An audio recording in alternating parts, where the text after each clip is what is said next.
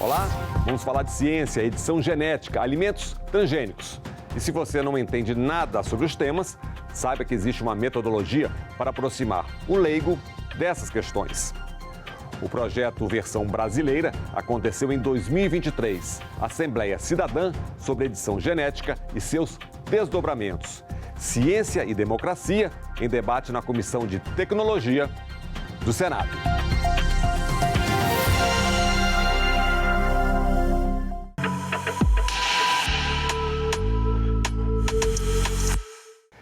Então, temos aqui um tema complexo posto em debate com a sociedade civil.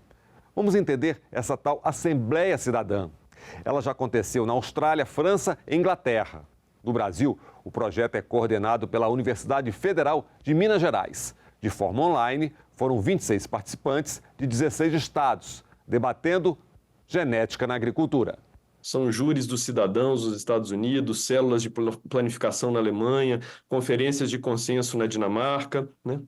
Um conjunto grande de experimentos que buscam colocar cidadãos e especialistas em contato para discutir e para ponderar sobre desenvolvimentos tecnológicos e sobre como, de alguma forma, desenvolver ciência, regular ciência, pensar sobre ciência. Um dos grandes problemas que nós temos é exatamente a difusão da ciência, a importância da pesquisa, né? Muita gente não tem o conhecimento da profundidade, do tempo, do investimento de uma pesquisa.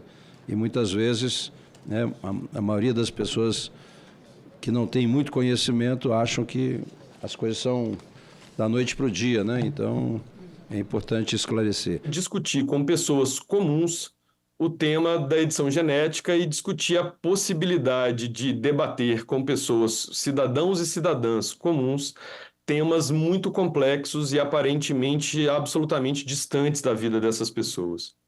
Nossa Assembleia contou com 26 participantes, recrutados com base numa pluralidade de diversos critérios, incluindo região, crença, raça, educação.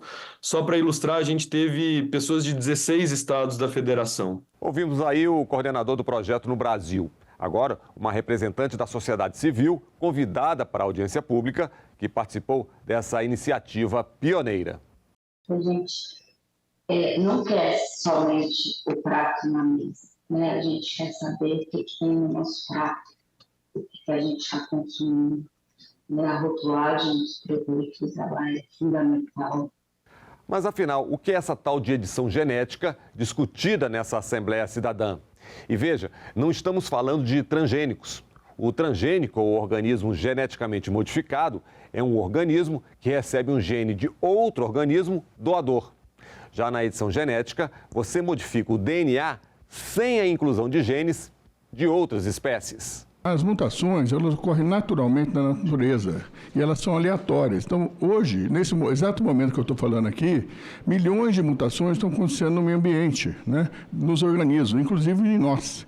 E a edição gênica nada mais é do que uma mutação induzida. O mapeamento dos segmentos associados às características, com a evolução dos conhecimentos, levou à identificação de que é possível obter transformação nos organismos, não necessariamente transferindo genes, mas alterando os genes que ali existem, no processo que é chamado de edição gênica.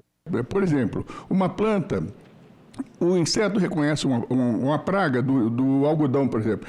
Ele reconhece o algodão porque essa planta emite alguns produtos voláteis, algumas moléculas voláteis, que esse inseto reconhece como hospedeiro.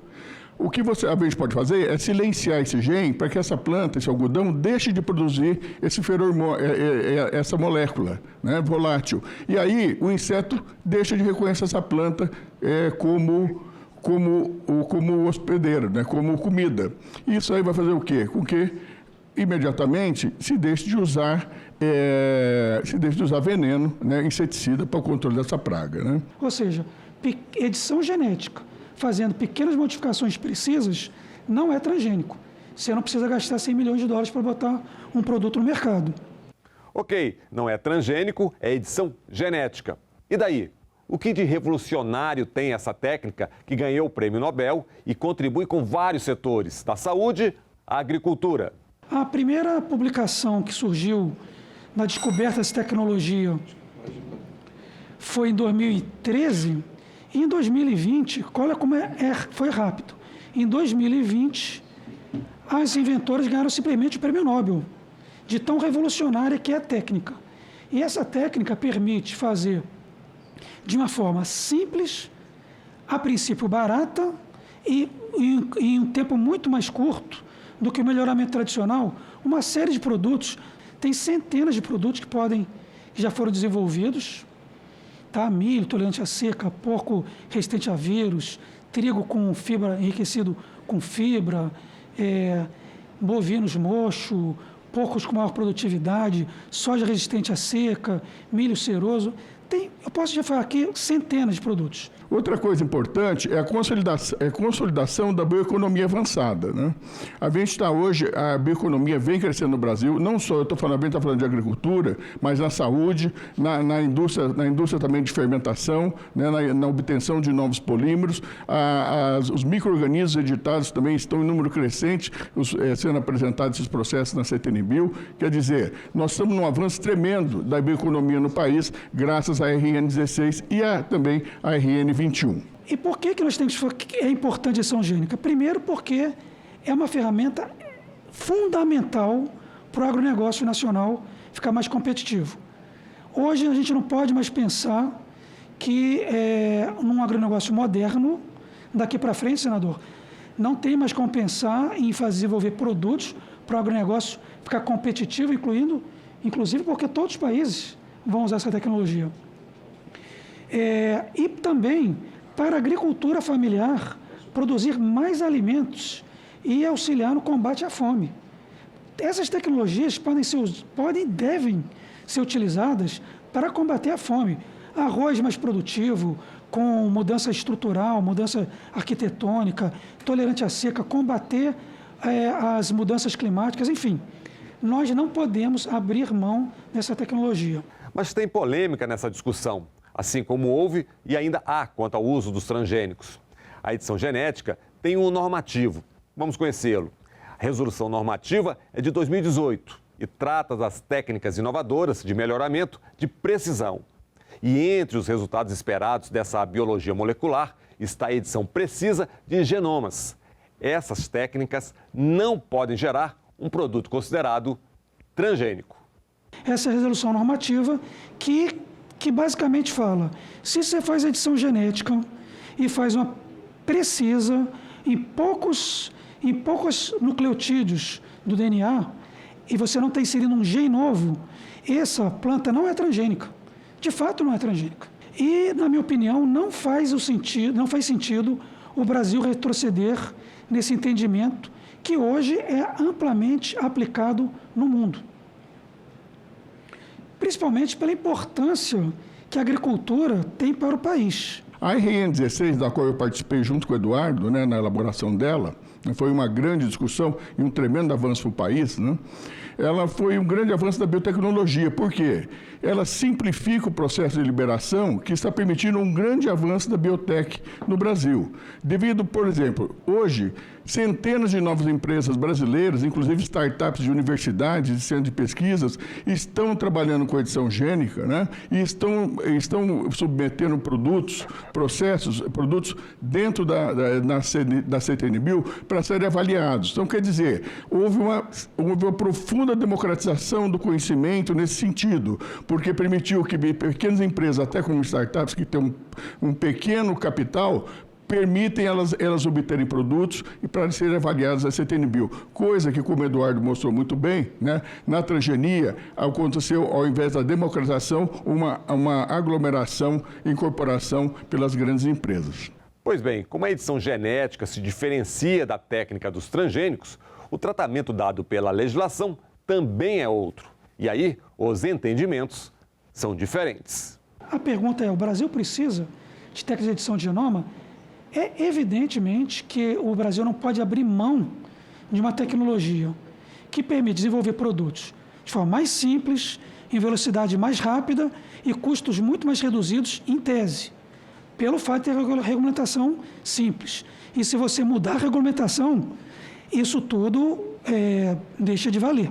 O fato é que, no momento em que a CTN-Bio desiste de fazer A CTN-Bio assume que um organismo geneticamente modificado por edição gênica não é um organismo geneticamente modificado e, portanto, pode ser dispensado da avaliação de biorrisco previsto na Lei de Biossegurança, a CTN-Bio está permitindo que nós não tenhamos as informações necessárias para monitorar os impactos dessa modificação sobre as populações de planta, sobre os serviços de utilização dessa tecnologia e sobre os impactos dessa tecnologia sobre a saúde humana e ambiental.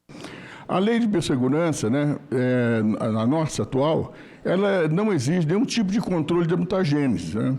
E uma vez que não há transferência de genes de um micro-organismo a outro, porque não há risco para a saúde humana, animal e meio ambiente. Quer dizer, mutagênese você faz na própria célula, você não insere, como o Eduardo falou, o Dr. Melgarejo também falou, né? Você não insere genes de outros micro-organismos naquele organismo. Nós estamos dispensando o monitoramento, dispensando a avaliação de risco, e com isso nós estamos ocultando da sociedade informações que podem ser de extrema relevância e que são muito maiores durante os processos de edição, porque agora nós trabalhamos ao mesmo tempo com várias espécies, com várias partes do genoma dessas espécies, em vários locais diferentes, com vários grupos de pesquisadores, porque o custo de fato se reduziu e a atratividade dos benefícios é muito grande. Nós precisamos manter os processos de avaliação e, portanto, precisamos rever a RN16. Uma outra questão, as patentes. Se o melhoramento genético garante avanços, não podemos esquecer dos direitos de propriedade. Estamos falando da ciência e de seus custos. Nós temos que ter a nossa ferramenta de edição. E isso não é um esforço simples, não é um projeto, inclusive eu tenho um projeto nesse sentido, mas não é um projeto isolado que vai fazer isso. É uma iniciativa nacional para colocar investimento, pensar em termos de propriedade intelectual e até em leis. Outra possibilidade é uma iniciativa governamental para um acordo de licenciamento global para a gente usar essas tecnologias, pelo menos para alguns produtos específicos, para a gente poder usar sem pagamento de royalties. Por exemplo, para redução de fome, para combate ao aquecimento global e também na questão de saúde, né? A outra coisa é pensar também na possibilidade de discutir até onde vão essas patentes.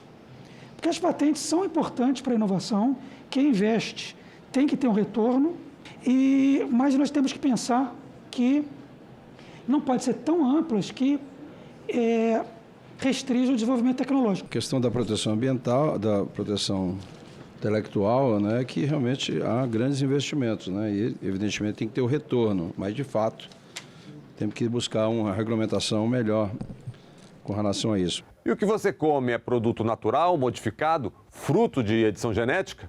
Temos aí a rotulagem. Temos aí mais polêmica. Tá bom, a gente tecnicamente pode não ser transgênico, mas isso impede que haja rotulagem? Só vale rotulagem para transgênicos? Ou é possível que haja um outro sistema de informação para que se compreenda, inclusive, quais são as técnicas adotadas e empregadas? A existência de mais informação nesse sentido significa algum tipo de violação a patentes, a segredos, ou significa algum tipo de restrição ao desenvolvimento científico, né? Eu acho que é esse tipo de discussão, esse tipo de questão que os cidadãos e as cidadãs colocaram na Assembleia. O outro ponto que o Ricardo colocou, né, é que ele acha importante ter rotulagem, rastreabilidade. Mas o que eu penso é o seguinte: essa demanda é uma demanda de quem? Existe realmente uma demanda para isso? Eu não vejo essa demanda. O que eu vejo que é uma demanda real é a gente combater a fome no país. Eu acho uma demanda realmente necessária é tornar o agronegócio mais competitivo. E acho que essa discussão é interessante, mas a discussão está no caminho errado. A gente tem que pensar essa discussão como ter uma estratégia nacional de usar essas tecnologias que são revolucionárias em prol da sociedade brasileira. Eu acho que a discussão tem que ser por aí. Não ficar repetindo uma fórmula que teve há quase 30 anos atrás. Tem que ter rotulagem de alimento. Tem que rotulagem para quê? Quem é que está demandando isso?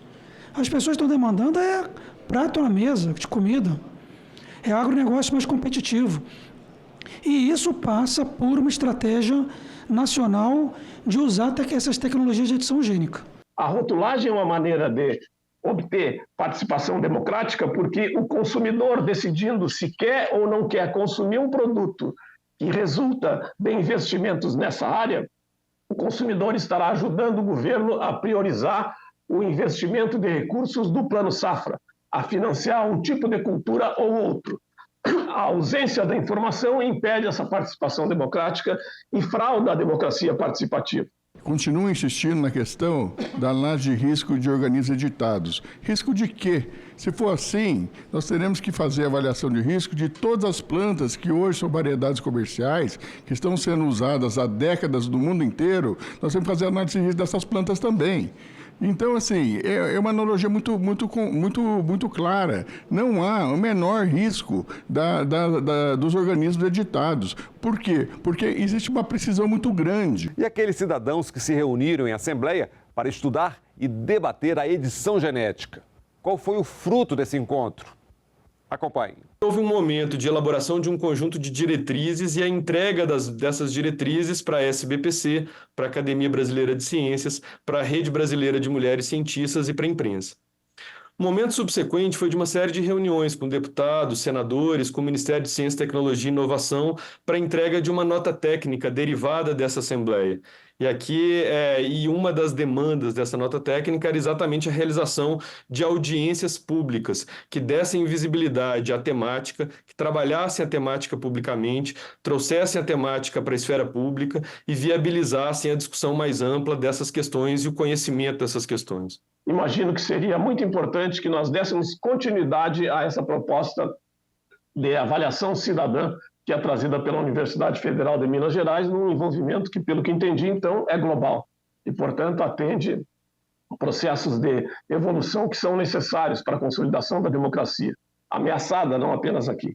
É importante entender que essas avaliações de risco não se resumem à existência de riscos à saúde, mas quais que são as existências os impactos ecossistêmicos de forma um pouco mais ampla, né?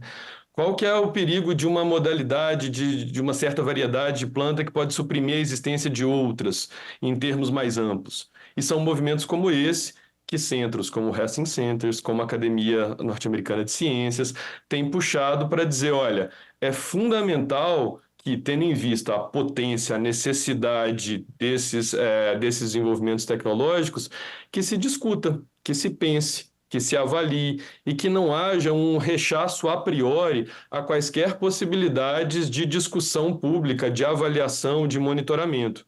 Já vimos a nossa legislação, mas é claro que os avanços tecnológicos são mundiais. E os outros países?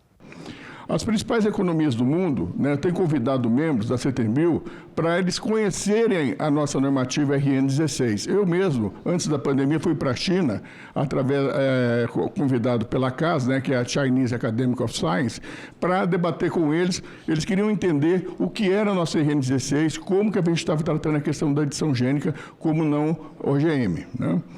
Na Europa também, diversos membros da CETERBio foram para a Europa, foram para o Canadá, vão para o mundo inteiro para explicar para os países como que isso está acontecendo, porque a nossa lei é um modelo para o mundo inteiro. Também a gente tem casos aqui, como na Argentina, Chile, Colômbia, Paraguai, Uruguai, Costa Rica, que estão mostrando que eles também consideraram os editados como não OGM, e eles estão tendo o mesmo avanço que nós estamos tendo aqui no país na indústria local, né, de biotecnologia. A regulamentação que existe hoje no Brasil foi quase que pioneira e que serviu de modelo para vários países do mundo que usam a mesma regulamentação que o Brasil. Praticamente o mundo inteiro usa a mesma regulamentação. E isso demonstra que nós estávamos certos fazendo isso. E eu acho que não há espaço para o Brasil retroceder na regulamentação. Eu acho que seria um grande atraso para a sociedade brasileira rediscutir a RN16 como alguns querem sugerir. E não importa, transgênicos, edição genética, o uso é ilimitado. Nós vamos estar falando aqui de edição gênica, Mas eu gostaria de esclarecer, né, que, por exemplo, a transgenia, que é tão mal falada aí por alguns setores, as pessoas esquecem de dizer que centenas de milhões de vidas são salvas devido à transgenia, que nós conseguimos produzir a insulina, que hoje mantém a qualidade de vida excelente de diversos milhares de pessoas no mundo. Também, eu acho que as pessoas esquecem de dizer sobre a questão da vacina da Covid, né? Que algumas delas eram transgênicas e salvaram, como todos sabem, que é um fato muito recente, milhões de vidas no planeta inteiro. É inegável o quanto a ciência caminha, é inegável quantas oportunidades foram criadas, não só no campo da agricultura, que é o foco principal dessa discussão, mas também, fundamentalmente, no campo da saúde, dos tratamentos, do desenvolvimento de vacinas, como mencionado, né? O que eu queria destacar e talvez ponderar aqui nesse debate são duas coisas, em primeiro lugar. São duas coisas, perdão. Em primeiro lugar, que simplificar e desburocratizar não significa necessariamente desregulamentar completamente e abrir mão das possibilidades de avaliação de risco e monitoramento. E nesse sentido, que a gente convoca e convida para uma discussão mais ampla. Até porque há muitas camadas da discussão sobre edição genética e não apenas as suas aplicações na agricultura, né? Então, em primeiro lugar, é importante entender que o desenvolvimento de certas técnicas tem implicações cruzadas e pode ser, afeta áreas correlatas. Ciência e democracia, Assembleia Cidadã. O Brasil na vanguarda, a tecnologia e, claro, o consumidor. Eu acho que edição gênica não tem como ter um agronegócio hoje, pensar no agronegócio brasileiro, na agricultura familiar, sem as tecnologias de edição gênica. A regulamentação, nós fomos pioneiros praticamente na regulamentação. Eu acho que não há mais espaço para haver retrocesso nessa regulamentação. Nós precisamos avaliar os impactos sobre as ações humanas e, para isso, nós precisamos democratizar os processos de avaliação e democratizar os processos de definição e posicionamento da sociedade a respeito de o que é positivo e o que é negativo em tecnologias que são necessárias, são de fato necessárias, como essas das evoluções de conhecimentos relacionadas à manipulação dos organismos vivos para obter ganhos de vantagens para a sociedade. Eu, quando pego uma bula, eu não entendo nada daquilo. Eu tomo ou não tomo, eu confio no médico ou não confio, né? Às vezes até assusta a gente quando a gente lê a bula, mas a gente não pode democratizar um assunto como esse se as pessoas não tiverem o mínimo de conhecimento do que significa isso. Então, a gente tem que ter esse cuidado. O nosso intuito aqui, eu queria deixar claro essa frase, não é criar nenhuma obstrução ao avanço da ciência, mas pensar formas democráticas e moralmente justificadas de desenvolvimento da ciência, tecnologia e da inovação. É isso, um Brasil onde a ciência importa. Claro, novas tecnologias para o bem-estar da sociedade. O Em Discussão fica por aqui. Até o nosso próximo programa.